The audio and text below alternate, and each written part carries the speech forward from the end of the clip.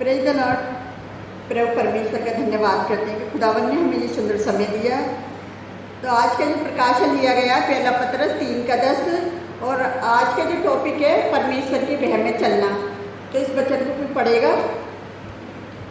क्योंकि जो कोई जीवन की इच्छा रखता है और अच्छे दिन देखना चाहता है वह अपनी जीभ को बुराई से और अपने होठों को छल की बात करने से रोक रखे। हालेलुया। अगर हम 11 में देखेंगे तो उसमें लिखा है वही बुराई का साथ छोड़े और भलाई ही करे, वही मिलाप कर ढूंढे और उसके जंत में रहे। हालेलुया। अगर हम 12 में पढ़ेंगे तो उसमें लिखा है क्योंकि प्रभु की आंखें धर्मियों पर लगी रहती हैं और उसके कान भी उसकी विनती की ओर लगे रहते हैं, परंतु प्रभु बुराई करने वालों पे बेमुख रहता है। हालेलुया। अगर हम 13 में देखेंगे तो उसमें लिखा है यदि हम भलाई करने के कारण अगर तुम बुराई करने वालों फिर कौन हो सकता है अगर हमारी बुराई करने वाला। जैसे हम 14 में देखेंगे यदि तुम धर्म के कारण दुख भी उठाओ तो धन्य हो, पर लोगों के डरने से मत डरो और न घबराओ। अगर 15 में देखेंगे उसमें लिखा है मैं मसीह को प्रभु जानकर अपने मन में पवित्र समझो, जो कोई तुमसे तुम्हारी आशा के विषय में कुछ पूछे तो उसे उत्तर देने के लिए सर्वदा तैयार हो और नम्रता और भय के साथ। हालेलुया। प्रभु परमेश्वर का धन्यवाद करते हैं सुंदर वचन के लिए। तो कुछ हम टिप्पणियों में देखेंगे तो उसमें लिखा है भजन संहिता 34 के 12 और 16 में वह कौन मनुष्य है जो जीवन की इच्छा रखता है और दीर्घ आयु चाहता है ताकि भलाई को देखे। अगर 16 में देखेंगे तो उसमें लिखा है यह बुराई करने वालों के बेमुख रहता है ताकि उनका स्मरण पृथ्वी पर से मिटा डाले। अगर हम रोमियो 12 के 18 में देखेंगे और 14 के 19 में लिखा है यहाँ तक हो सके सब मनुष्यों के साथ मेल मिलाप रखो। और 14 के 19 में देखेंगे रोमियो में इसलिए हम उन बातों में लगे रहें जिनसे मेल मिलाप और एक दूसरे का सुधार हो। हालेलुया। अगर इब्रानियों 12 के 14 में देखेंगे तो उसमें लिखा है कि सबके साथ मेल मिलाप रखो और उस पवित्रता की खोज में हो जिसके बिना कोई भी प्रभु को कादिर नहीं देखेगा। हालेलुया। तो परमेश्वर यहोवा का धन्यवाद करते हैं कि हर मनुष्य के साथ मेल मिलाप के बारे में प्रभु कह रहा है। पतरस ये दर्शन के लिए जो लोग भलाई करते हैं वे बुराई करने वाले लोगों का विरोध करते हैं। जैसा भी हमने भजन संहिता से जो उदाहरण लिया गया था उसमें लिखा है और यदि हम भलाई करते हैं तो हमें कोई हानि नहीं पहुंचा सकता क्योंकि परमेश्वर की दृष्टि धर्मियों पर लगी रहती है। और हम इस जीवन में तकलीफ जो लोग हमें इस जीवन में तकलीफ पहुंचा सकते हैं यहाँ तक कि वे हमारे शरीर की हत्या भी कर सकते हैं, लेकिन अंत में हमें कोई भी आत्मिक नुकसान नहीं पहुंचा सकता। हम लोगों से डरने की कोई आवश्यकता नहीं है जो केवल हमारे शरीर की हत्या कर सकते हैं। जैसे मत्ती 10 के 28 में, रोमियो 8 के 31 में। तो इस संसार में विश्वासी लोगों को कष्ट या कलेश सहने की अपेक्षा करनी चाहिए और जो लोग परमेश्वर से प्रेम करते हैं उसकी इच्छा के अनुसार कार्य करते हैं उनके लिए ये सब कष्ट कलेश सहने में अंत में बड़ा लाभ होगा। हालेलुया। यदि हम मसीह की खातिर कष्ट सहते हैं तो वह हमें आशीष देगा जिससे हम डरते हैं। तुम किससे डरो?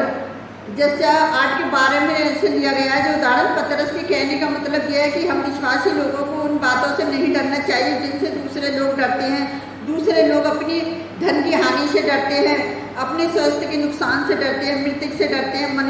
और मसीह में विश्वास करने वाले लोग इन बातों से कतई नहीं डरते। वो बिल्कुल नहीं डरते क्योंकि उन्होंने अपनी जान हथेली पर रख रखी है। क्योंकि जब वो शुभ समाचार प्रचार के लिए निकलते हैं तो परमेश्वर यहोवा उनकी प्राणों को अपनी हथेली पर रखे और अपनी शुभ समाचार के लिए उनकी तैयारी के साथ उन्हें भेजता है ताकि हम भेड़ियों के बीच में हम जब जाते हैं तो परमेश्वर हमारे साथ हमारे आगे चलने वाले यहोवा हमारे साथ है। तो हमें किसी से नहीं डरना चाहिए, सिर्फ हमें अपने परमेश्वर यहोवा से डरना चाहिए ताकि हम मेल मिलाप के साथ परमेश्वर के जो शुभ समाचार है हम लोगों तक पहुंचा सकें। तो मैं आपको एक गवाही बताना चाहती हूँ। कल एक लेडीज ने मुझे एक गवाही बताई और इस गवाही के ऊपर मुझे जो वचन दिया गया मैं परमेश्वर यहोवा का धन्यवाद करती हूँ कि ये गवाही है। तो उस लेडीज ने मुझे बताया कि सिस्टर आप मुझे बताइए आप प्रचार कैसे करते हो। तो मैं बोलने लगी बहन आप ऐसा क्यों पूछ रहे हो? तो कह रही कुछ ऐसे गुंडों ने मुझे घेर लिया था जो मैं अपनी गवाही बाद में बताऊँ, पहले आप बताओ। तो मैंने कि मैं तो आपको थोड़ी सी गवाही बताना चाहती ताकि मैं आपकी सुन सकूँ।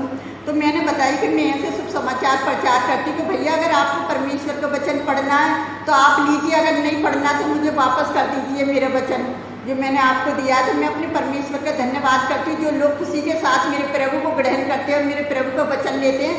मैं खुशी के साथ उनके साथ प्रचार करती हूँ और उन्हें और वचनों के बारे में बताती हूँ जो नया नियम बाइबल है, फिर मैं उनको देती हूँ जो खुशी से लेते हैं। मैंने कहा बहन अब आप अपनी बताइए। फिर उस बहन ने मेरे को बताई कि मैं एक दिन प्रचार के लिए गई सिस्टर, तो पता है क्या हुआ कि मतलब कुछ ऐसा ही तुम्हें पता है कि आज के ज़माने में पता है क्या हो रही है, अपने अपने भगवानों का काम तो लोग कर नहीं रहे, क्योंकि बेरोजगार लोग बैठे। मुझे किसी का नाम लेने की ज़रूरत नहीं है, बेरोजगार लोगों का पता है काम क्या है। चलो आज इस धर्म पे चढ़ाई करते हैं, आज इस धर्म पे हमला करते हैं, उनका ये काम रह गया है।